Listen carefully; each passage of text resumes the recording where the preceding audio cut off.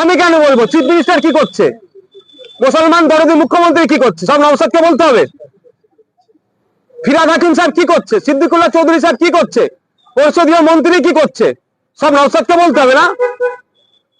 আমি ইতিমধ্যে বলেছি, শুভেন্দু বাবু মাদ্রাসা ছাড়া রাজনীতি করে ওনার জায়গা নাই। হরিচাঁদ ঠাকুর, গুরুচাঁদ ঠাকুরদের আমরা ইতিহাস জানি। হরিচাঁদ ঠাকুর কোথা থেকে পড়াশোনা করেছে, বাল্যকালে প্রাথমিক শিক্ষা কোথা থেকে অর্জন করেছে, এটা দেখার দরকার। শুভেন্দু বাবু জেনে শোনা ইচ্ছাকৃত ভাবে মাদ্রাসাকে দেখে দেওয়ার চেষ্টা করছে। শুভেন্দু বাবু মাদ্রাসা ছেলেদের স্বাধীনতা সংগ্রামে ইতিহাস ভালো করে জানেন। স্বাধীন ভারতের প্রথম শিক্ষামন্ত্রী মাদ্রাসার একজন ছাত্র। মাদ্রাসার ছেলেরা দেশ বিদেশে নাম করছে। মাদ্রাসা শিক্ষার আমূল পরিবর্তনের দাবি আমরা করছি, আধুনিকরণের দাবি করছি। কিন্তু শুভেন্দু বাবু মাদ্রাসাকে দেখে দেওয়ার চেষ্টা করছে। শুভেন্দু বাবু একবারের জন্য বললেন না যে 614টি হাই মাদ্রাসা, সিনিয়র মাদ্রাসা আছে, সেই মাদ্রাসায় প্রায় 10,000 শিক্ষক শিক্ষাকর্মী নাই, সেটা পূরণের দাবি একবারও করলেন না। শুধুমাত্র মাদ্রাসাকে দেখে দিয়ে ওনার ভোট ব্যাংকে বাড়ানোর চেষ্টা করছে। আমি শুভেন্দু বাবুকে চ্যালেঞ্জ করে বলছি, একটা শিক্ষা প্রতিষ্ঠানের নাম বলুক মাদ্রাসা যেখান থেকে অনৈতিক কার্যকলাপ হয়। অভিযোগ অনেকের নামে দিয়েছে, কিন্তু অভিযোগের সত্যতা কোথায়? অমুক মাদ্রাসা এ হয়েছে, তমুক মাদ্রাসা। আরে কোরআন শরীফ, আম্বাপাড়া, কায়দার কিতাব দিয়ে কি বলছে? এটা কি জঙ্গি কার্যকলাপের জন্য এগুলো হয়? আর ওটার মানেটা যদি না শুভেন্দু বাবু পড়তে পারে বলুন, আমি ট্রান্সলেট করে দিচ্ছি। আর শুধু তাই নয়, বেনারস হিন্দু ইউনিভার্সিটি অ্যারাবিক ডিপার্টমেন্টের যিনি এইচওডি ছিলেন, আমি 2012 সালের কথা বলছি, তিনি একজন নন মুসলিম পণ্ডিত মানুষ। নওশাদ সিদ্দিকী যদি না ট্রান্সলেটটা যদি ভুল হতে পারে, তাহলে বেনারস হিন্দু ইউনিভার্সিটির তৎকালীন সময় যদি ট্রান্সলেট করাস না, মানে কি কি আছে, আম্বাপাড়ায় কি আছে, সবই শুভেন্দু বাবু জানে। দুটো সম্প্রদায়ের মধ্যে বিভেদ লাগিয়ে তার ভোট ব্যাংকটাকে ধরে রাখার চেষ্টা করছে। আর এর জবাব নওশাদ সিদ্দিকীকে দিতে হবে কেন? রাজ্যের সংখ্যালঘু মুখ্যমন্ত্রী মমতা ব্যানার্জি চুপ থাকবেন কেন? এটা মুসলিম সমাজের থেকে প্রশ্ন তুলতে হবে। আর মাদ্রাসা নিয়ে যখন দেখে দিচ্ছে, মাদ্রাসায় প্রায় 50% নন মুসলিম টিচার আছে, তাদের উদ্দেশ্যে আমার বক্তব্য, তারা এই বিষয়ে কাউন্টার করুক। সিনিয়র মাদ্রাসা, হাই মাদ্রাসা থেকে 10 থেকে 15% নন মুসলিম ছেলে মেয়েরা পড়াশোনা করে, তাদেরকেও দেখে দেওয়া হচ্ছে। তাদের পরিবারের উদ্দেশ্যে বলবো, এই মিথ্যার আপনারা জবাব দেবেন। যথেষ্ট শক্তিশালী সেই জেলাতে কি তৃণমূল কংগ্রেসের রাজনৈতিক সমীকরণ কোথাও বদলে যাচ্ছে? আর যেখান থেকে দেখা যাচ্ছে জ্যোতিপ্রিয় মল্লিককে গুরুত্ব দেওয়া হচ্ছে, নারায়ণ গোস্বামীকে নিষ্ক্রিয় করে দেওয়া বা নারায়ণ গোস্বামীর গুরুত্ব কমছে কোথাও। দেখুন, আমরা হাওড়া, হুগলি, উত্তর চব্বিশ পরগনা, দক্ষিণ চব্বিশ পরগনা, মালদা, মুর্শিদাবাদ, রাজ্যের বিভিন্ন জায়গায় সংগঠন করছি।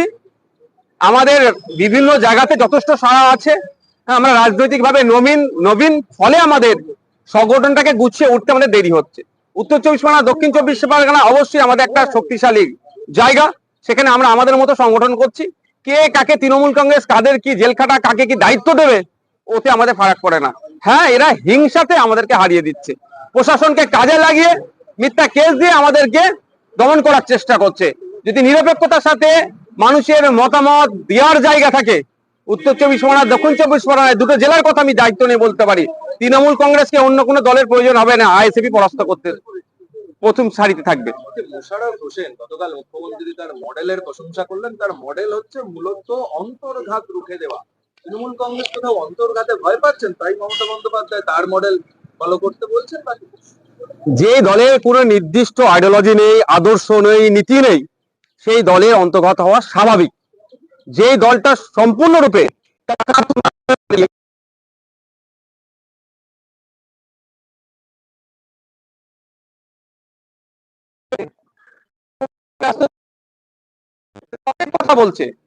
অনেক কথা বলছে আবাস যোজনা নিয়ে, যদি আমি একটা উদাহরণ দিই, আমার পাশে দাঁড়িয়ে আছে আমার আমডাঙ্গার ছেলে, চাইলে আপনারা কাছে কথা বলতে পারবেন।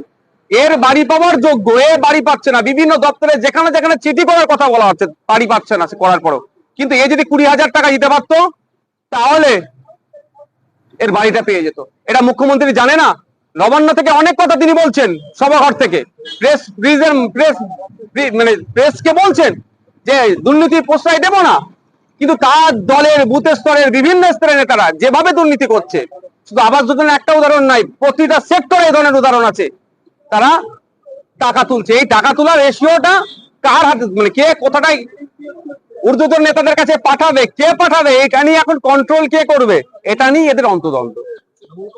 মুসলিম মুখের ক্ষেত্রে কোথাও পরিবর্তন আনতে চাইছে, মানে সামিরুল ইসলাম যথেষ্ট গুরুত্ব পাচ্ছে, মোশাররফ হোসেন গুরুত্ব পাচ্ছে, সিদ্দিকুল্লাহ চৌধুরী, ফিরহাদ হাকিমদের পরিবর্তে মানে মমতা বন্দ্যোপাধ্যায় এই ক্ষেত্রে যে নবীনদের বেশি ভরসা করছে। দেখুন, আমি এই তত্ত্বে একদমই বিশ্বাসী নয় যে ফিরহাদ হাকিম সাহেব মুসলমান বলে বড় কিছু করে ফেলবেন মুসলমানদের, সিদ্দিকুল্লাহ চৌধুরী সাহেব বিশাল কিছু করে ফেলবেন, জাভেদ খান সাহেব বিশাল কিছু করে ফেলবেন, মুশাররফ সাহেব বিশাল কিছু করে ফেলবেন, সামিরুল সাহেব বিশাল কিছু করে ফেলবেন। আমি এই তত্ত্বে বিশ্বাসী নয়, কারণ আমি তো বিধানসভার মধ্যে দীর্ঘদিন ধরে আছি, মানে আমার পিরিয়ডটাতে আমি তো সেই অর্থে কামাই করিনি। যখন জল জমি জঙ্গলের অধিকার কেড়ে নেওয়া হচ্ছে, আদিবাসীদের উপর অত্যাচার নামছে, সে দেউচা থেকে শুরু করে অগরপুর থেকে শুরু করে বিভিন্ন জায়গাতে বিধানসভার মধ্যে তৃণমূলেরও অনেক আদিবাসী সমাজের সংরক্ষিত কোটা থেকে এসে এমএলএ হয়ে আছেন, মিনিস্টার হয়ে আছেন, তাদের মুখে কোনো কথা নাই। এসটি কমিউনিটির উপরে যখন দমন পীড়ন হচ্ছে, তখন তাদের বিরুদ্ধে কোনো কথা নাই, দেখতে পাচ্ছি না। তাই মুসলমান না বলে এরা সমাজের কাছে নতুন কোনো দিয়ে আবার ভুল বোঝানোর চেষ্টা হচ্ছে। মমতা বন্দ্যোপাধ্যায় দেখা গেল যে দলের নেতাদেরই বলছেন নেতৃত্বের নাম দিতে, এতদিন